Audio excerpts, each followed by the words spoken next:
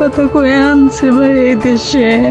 আমি বাংলাদেশি মেয়ে, আমি এইসব কাজ চড়ামো না, আমি এই কাজ করুম না।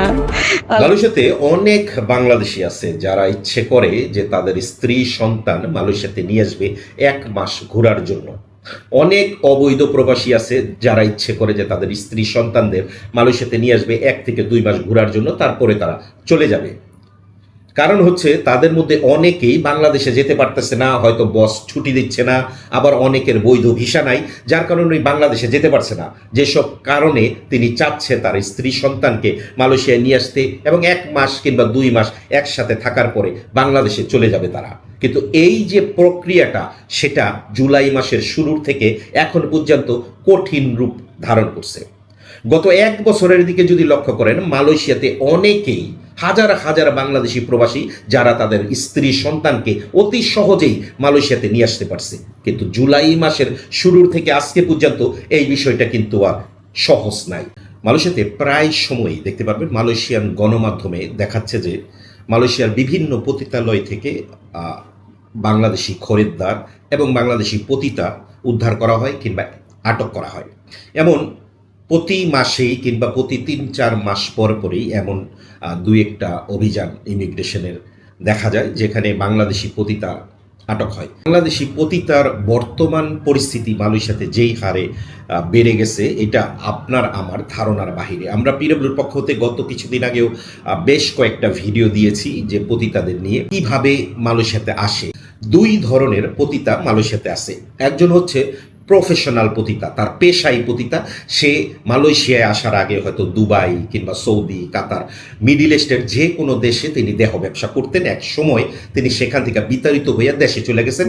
কোনো না কোনো প্রকারে তিনি ট্যুরিস্ট ভিসা নিয়ে মালয়েশিয়াতে আসছেন এবং এখানে আসার পরে তিনি তার একটা সিন্ডিকেট গড়ে তুলছেন এবং এই সিন্ডিকেটের প্রধান কাজ হচ্ছে যে সিন্ডিকেটের হোতা কিংবা যিনি বাংলাদেশ থেকে লোক নিয়ে আসে তার নামে, যেমন আমার ভিসা, আমি আমার বোন নামে বেশ কিছু লোক নিয়ে আসি, প্রতিবারই পাসপোর্টে দেখাই আমার বউ নিয়ে আসতেছি, আমার বউ নিয়ে আসতেছি। এমন আপনাদেরকে আমি একজনের নাম দেখাতে পারি যেখানে একজনের নামেই কম হইলে 10 থেকে 12 জন বউ তিনি নিয়ে আসছে। মনিরা বেগম, বয়স 42, স্পাউসের জায়গায় শাহিন আলমের নাম। আসমা আক্তার, বয়স 37, স্পাউসের জায়গায় শাহিন আলমের নাম। মিস শান্তা, বয়স 38, স্পাউসের জায়গায় শাহিন আলমের নাম। মনিরা পারভিন, বয়স 42, স্পাউসের জায়গায় শাহিন আলমের নাম। জাহানারা আক্তার জান্নাতুল, বয়স 31, স্পাউসের জায়গায় শাহিন আলমের নাম। পাখি আক্তার, বয়স 33, স্পাউসের জায়গায় শাহিন আলমের নাম। সো এই যে বউ নিয়ে আসার ভিসাটা তারা ব্যবহার করে, এই কারণেই কিন্তু বর্তমানে দেখা যায় যে অনেকে যারা লিগ্যাল বউ নিয়ে আসবে তারা কিন্তু বউ নিয়ে আসতে পারতেছে না এদের কারণে। এখন কথা হচ্ছে যে এই যে দিনের পর দিন পতিতা এখানে আসছে, যারা প্রফেশনাল পতিতা তারা তো আসেই, তাহলে কথা হচ্ছে এত পতিতা কিভাবে আসে মালয়েশিয়াতে। এখন আপনাকে যদি আমি বলি, এই যে প্রফেশনাল পতিতা যারা আছে তারা কিন্তু মালয়েশিয়া থেকে বাংলাদেশেও একটা সিন্ডিকেট গড়ে তুলছে এবং এই সিন্ডিকেটের মাধ্যমে তারা বাংলাদেশের বিভিন্ন গ্রামে গঞ্জে যারা গরিব, যারা অসহায়, যাদের হাজবেন্ড নাই কিংবা বাবা মারা গেছে, বিয়ে হয়নি এখনো, তাদেরকে প্রলোভন দেখায় যে আপনারা মালয়েশিয়ায় যাবেন, বাসা বাড়ির কাজ আপনার 1 টাকাও দিতে হবে না। এমন প্রলোভন দেখিয়ে তাদেরকে দালালের বউ বানিয়ে মালয়েশিয়াতে তারা নিয়ে আসে। আসার পরে তাদেরকে বিভিন্ন বাড়ি ঘরে আটক করে রাখা হয় এবং তাদেরকে অফার করা হয়, যদি তুমি পতিতা না হও কিংবা দেহ ব্যবসায় জড়িত না হও, তাহলে তুমি যে 3 লক্ষ 4 লক্ষ টাকা আমি তোমার কাছে খরচ করছি সেই টাকা দিয়ে তুমি দেশে চলে যাও। একজন মহিলা যখন নাকি তারে প্রেশার করা হয় 3 লক্ষ 4 লক্ষ টাকা দিয়ে তুমি দেশে চলে যাও, তার পাসপোর্ট দালালে আটকায় রাখে কিংবা পতিতার যে সর্দারনি সে আটকায় রাখে এবং এক সময় ওই নারীকে বাধ্য করা হয় পতিতা হওয়ার জন্য।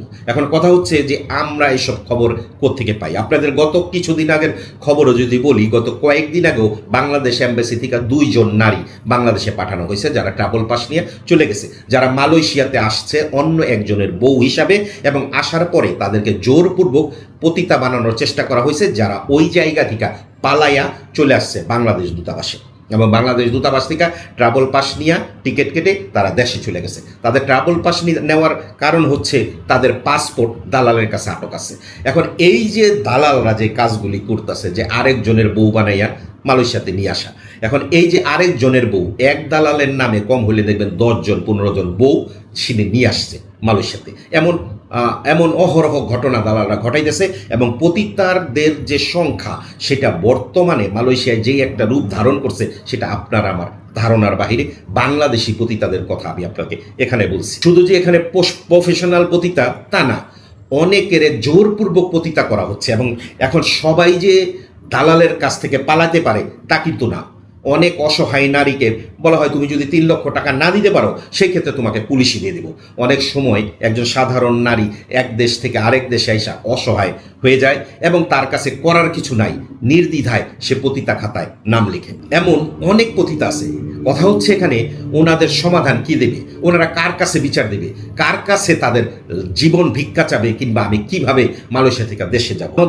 আমাদের মতো সাধারণ মানুষ আমরা হয়তো 1 জন কিংবা 2 জনকে হেল্প করতে পারবো, তাকে দেশে পাঠাতে পারবো, কিন্তু যেই পরিমাণে নারীদের মালয়েশিয়াতে নিয়ে আসা হচ্ছে সেই পরিমাণ নারী একমাত্র প্রশাসনই পারে তাদেরকে দেশে পাঠাতে, কিংবা বাংলাদেশ দূতাবাসই পারে তাদের জন্য কোনো উদ্যোগ নিতে, মালয়েশিয়া সরকার কিংবা মালয়েশিয়া প্রশাসনের সাথে কথা বলে। চাইলেই হয়তো এটা থামানো সম্ভব, এছাড়া কোনো প্রকারেই সম্ভব না। একটা সময় আসবে যখন আপনি দেখবেন প্রতি সপ্তাহে কিংবা প্রতি মাসে বাংলাদেশি পতিতাদের পতিতালয় থেকে উদ্ধার করছে মালয়েশিয়া পুলিশ, কিংবা আটক করছে মালয়েশিয়া পুলিশ। ভালো থাকবেন, সুস্থ থাকবেন, দেখা হবে নতুন কোনো ভিডিওতে, নতুন কোনো টপিকে।